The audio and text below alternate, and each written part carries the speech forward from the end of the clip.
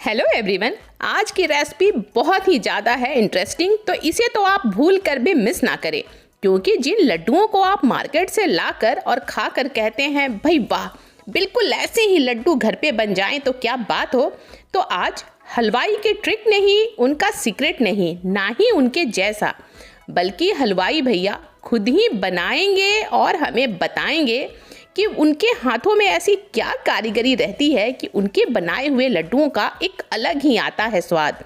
पूरा सीक्रेट उन्हीं से जानते हैं और बढ़ते हैं अपनी रेसिपी के लिए। इसके लिए आप ले लीजिए मोटे तले की कढ़ाई। जिस भी बर्तन में आप बना रहे हैं कढ़ाई में वो हो मोटे तले की, और उसमें आप डालें मोटे वाले बेसन। अगर आपके पास पैकेट वाले बेसन है तो उसका इस्तेमाल हमें नहीं करना है। आप किसी भी ग्रोसरी की दुकान पे जाके बोलेंगे कि आपको लड्डू, बर्फ़ी या मिठाई बनानी है बेसन की मोटी वाली चाहिए, तो बहुत ही आसानी से आपको वहाँ पे ये मिल जाएगी। और बेसन की क्वांटिटी है मेरी 1.25 kg की। उसे डाला इन्होंने कढ़ाई में और कुछ सेकंड के बाद बेसन को डाला, 40 से 50 सेकंड इन्होंने भूना, और उसके बाद यहाँ पर इन्होंने डाल दिया है घी को। थोड़ा घी का इस्तेमाल इन्होंने हाथ खोल कर, दिल खोल कर किया हुआ है। 1.25 किलो बेसन में इन्होंने 3 पाव आप कह सकते हैं, यानी जितना बेसन है उसके आधे से थोड़ा सा ज़्यादा ही घी का इस्तेमाल किया हुआ है। अगर आपको प्रॉपर घी में ये नहीं बनाना है तो फिर आप हाफ घी का और रिफाइंड ऑयल का इस्तेमाल कर सकते हैं। हाफ आप डाल दें रिफाइंड ऑयल और आधा आप डाल दें घी को। वैसे घी में जब ये बनती है ना मिठाइयाँ, कोई भी, खास करके बेसन की, तो उनका एक अलग ही खास सा स्वाद आता है। लेकिन अगर आपको प्रॉपर घी नहीं डालना है, सिर्फ घी में नहीं बनाना है, तो आप हाफ दोनों को डाल दें। और अब तीसरी बात, आपको इसे लो टू मीडियम फ्लेम पे नहीं बल्कि मीडियम टू हाई फ्लेम पे भुनना है। इतनी जल्दी और फटाफट ये लड्डू इन्होंने बनाई थी कि मैं आपसे क्या बताऊं। इन्होंने तो फ्लेम को बिल्कुल ही हाई कर दिया हुआ था और लगातार इसे चलाते रहेंगे।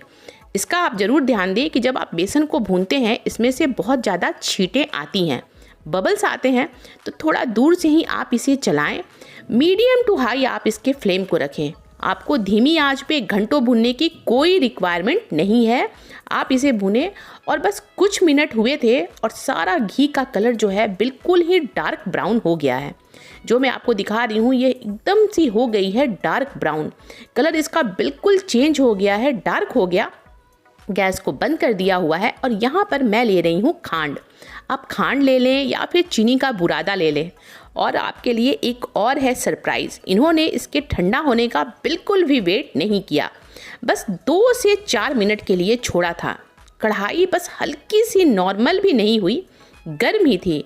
आप भूनें और सिर्फ 4 से 5 मिनट के लिए छोड़ दें और इन्होंने उसमें मिला दिया हुआ है खांड को। जितना बेसन लिया हुआ है उसका हाफ हम लेंगे खांड, या मिठास आप अपनी ज़रूरत के हिसाब से रखें। इसे अच्छे से पहले मिक्स कर देना है इनको, और उसके बाद ये इसे छोड़ेंगे ठंडा होने के लिए। यानी आप इससे पहले जब बनाए होंगे तो आप पहले बेसन को ठंडा होने देते हैं, फिर आप उसमें खांड हो या फिर चीनी का बुरादा हो उसे डालते हैं।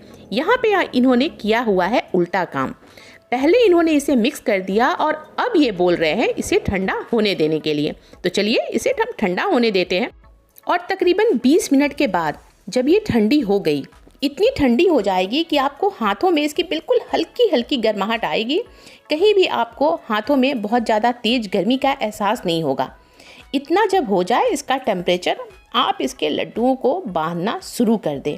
आप अगर चाहें इसमें इलायची पाउडर भी डाल सकते हैं। वैसे बेसन के लड्डुओं में इसमें खास करके इलायची की कोई ज़रूरत नहीं है। आप इस तरीके से बनाएं, चुटकियों में बनती है और बहुत ही टेस्टी बनती है। लेकिन लड्डुओं को आप बनाएं जब ये बिल्कुल अच्छे से ठंडी हो जाए।